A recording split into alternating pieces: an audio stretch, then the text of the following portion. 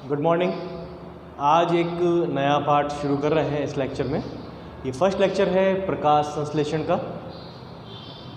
Part प्रकाश संश्लेषण।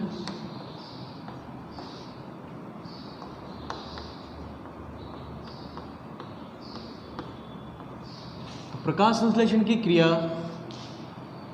सभी पादपों में पाई जाती है। सभी ग्रीन प्लांट जितने भी हरे पादप हैं, सभी हरे पादपों में या पादपों का जो हरा भाग है वहाँ पर पाई जाती है।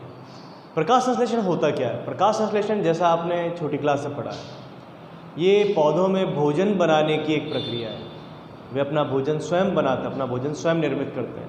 तो उनमें अपना भोजन स्वयं बनाने की जो प्रक्रिया है उसे प्रकाश संश्लेषण कहा जाता है। तो प्रकाश संश्लेषण हरे पादपों में हो रहा है। इसके अलावा जीवाणु भी हैं, कुछ जीवाणु भी ऐसे हैं जो प्रकाश संश्लेषण करते हैं। लेकिन यहाँ पर जो बात करेंगे, जो मैकेनिज्म चलेगा, जो पूरा प्रक्रम चल रहा है, ये इसको पादपों पर आधारित डिस्कशन करेंगे, उसी पर आधारित पढ़ेंगे कि किस प्रकार से पादप अपना भोजन स्वयं बनाते हैं, कौन कौन इसके लिए उत्तरदायी है और किस प्रकार से कौन कौन सी क्रियाएँ चलती हैं और किस प्रकार अपना भोजन का निर्माण वो करते हैं।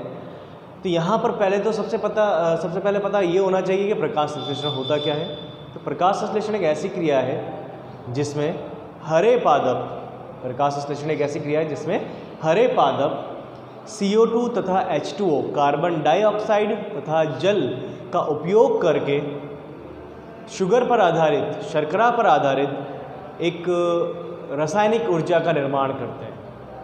सिंपल सा हरे पादप ऐसी प्रक्रिया, ये प्रकाश संश्लेषण। मैं लिख देता हूँ इसको, ज़्यादा ठीक रहेगा। हरे पादपों में होने वाली वह क्रिया जिसमें वे CO2 व H2O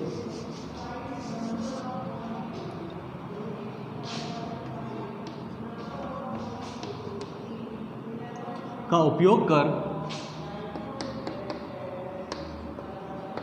CO2 व H2O का उपयोग कर शर्करा आधारित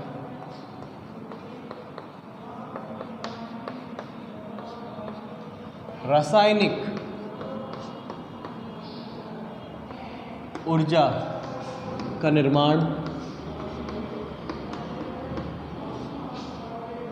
करते हैं। लेकिन किसकी सहायता से?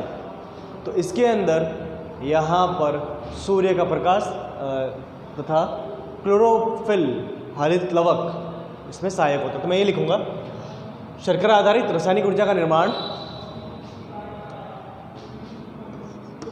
सूर्य के प्रकाश व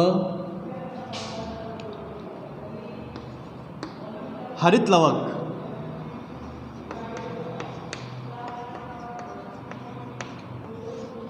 की उपस्थिति में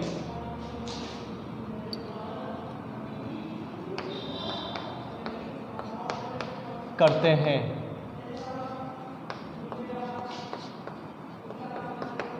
तो सिंपल सा प्रोसेस है, सिंपल सी इसकी परिभाषा है। प्रकाश संश्लेषण है क्या? जिसमें हरे पादप CO2 व H2O, कार्बन डाइऑक्साइड व जल का उपयोग करते हैं और शर्करा पर आधारित केमिकल एनर्जी का निर्माण करते हैं। और इसके अंदर जो सहायक हैं जिनकी उपस्थिति में काम होगा वो सूर्य का प्रकाश है तथा क्लोरोफिल। इन दोनों का होना ज़रूरी है। ये दोनों नहीं होंगे तो ये काम नहीं होगा, प्रकाश संश्लेषण की अभिक्रिया, प्रकाश संश्लेषण की क्रिया नहीं होगी। अब ये रिएक्शन है क्या? अगर रिएक्शन की बात करें तो सिंपल सी एक लाइन की रिएक्शन है, CO2 प्लस H2O। अब ये कितने हैं, इनका नंबर भी लिखना पड़ेगा। यहाँ पर टोटल 6 CO2 है तथा H2O यहाँ पर 12 है। 6 CO2 और 12 H2O। तो 6 CO2 12 H2O ये दोनों मिलकर निर्माण कर रहे हैं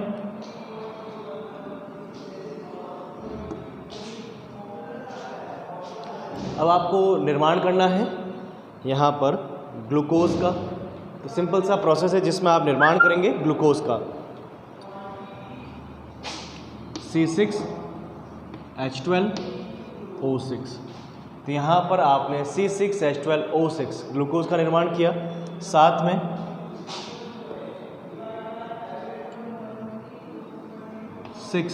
O2 प्लस 6H2O।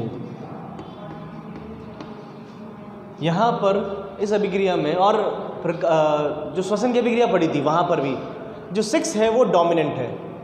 6 यहाँ पर डोमिनेंट है, प्रभावी है। यहाँ पर भी 6 आ रहा है, वहाँ पर भी कई बार 6 आ रहा था। तो इनमें जितने भी अणु ले रहे हैं सबके 6 अणु ही ले रहे हैं और मिल भी रहे हैं। बस यहाँ पर एक 12 काम आएगा, इसको आप ज़रा सा ध्यान रखें। यहाँ पर मैं किसे लिखूँगा? ये अभिक्रिया के अंदर हम उत्प्रेरक को लिखते हैं कई बार उसके अंदर और भी जो हम यूज़ कर रहे हैं टेम्परेचर वगैरह ये सब लिखते हैं जब अभिक्रिया करवाते हैं, आपने केमिस्ट्री में पढ़ा होगा। यहाँ पर जो हमारे सहायता साधन हैं जैसे सूर्य का प्रकाश, तो हमारे सहायता साधन है सूर्य का प्रकाश तथा हरित लवक।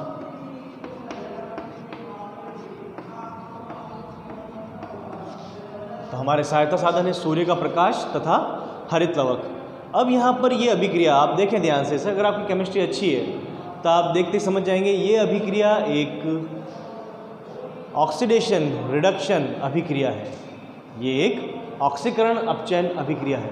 आप देखें बिल्कुल ध्यान से, इसमें आपको पता चलेगा यहाँ पर ऑक्सीकरण भी हो रहा है, यहाँ पर अपचयन भी हो रहा है। अब यहाँ पर ऑक्सीकरण किसका हो रहा है और अपचयन किसका हो रहा है? तो सिंपल सा, एक का ऑक्सीकरण हो रहा है, एक का अपचयन हो रहा है। किस प्रकार से? यहाँ पर इस अभिक्रिया में CO2 का अपचयन हो रहा है। इस अभिक्रिया में CO2 का अपचयन हो रहा है। तो जो CO2 है कार्बन डाइऑक्साइड, इस कार्बन डाइऑक्साइड का अपचयन हो रहा है ग्लूकोज में। इस कार्बन डाइऑक्साइड का अपचयन हो रहा है ग्लूकोज में, और यहाँ पर इस जल के अणु का CO2 का ऑक्सीकरण हो रहा है O2 में। तो सिंपल सी प्रक्रिया है जिसमें आपको ऑक्सीकरण तथा अपचयन दोनों देखने को मिल रहे हैं। यहाँ पर तो एक का तो हो रहा है अपचयन, एक का हो रहा है अपचयन, एक का हो रहा है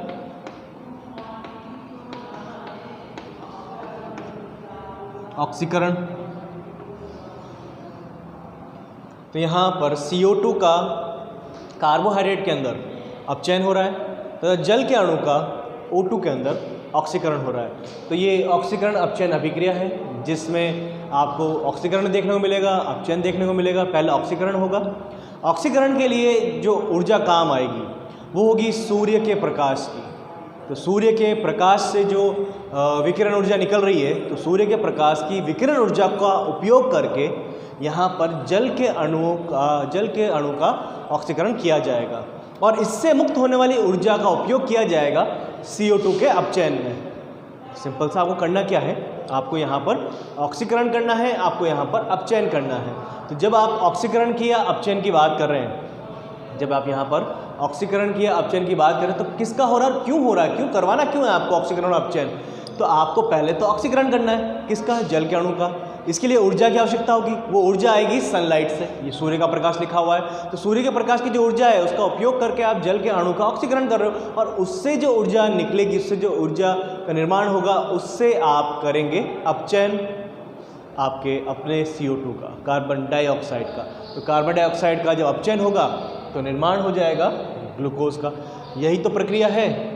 आपको करना क्या है, प्रकाश संश्लेषण के अंदर पौधों को भोजन का निर्माण करना है। तो भोजन का निर्माण मैंने यही तो लिखा ऊपर परिभाषा के अंदर, CO2 व H2O का उपयोग सूर्य के प्रकाश व हरित लवक की सहायता से हो रहा है और निर्माण हो रहा है शुगर पर आधारित, शर्करा पर आधारित एक रासायनिक ऊर्जा का। तो शर्करा पर आधारित जो रासायनिक ऊर्जा है वो है glucose, C6H12O6। This is the formula of glucose. ये ग्लूकोज का मॉलिक्यूलर फार्मूला है, उसका आणविक सूत्र है।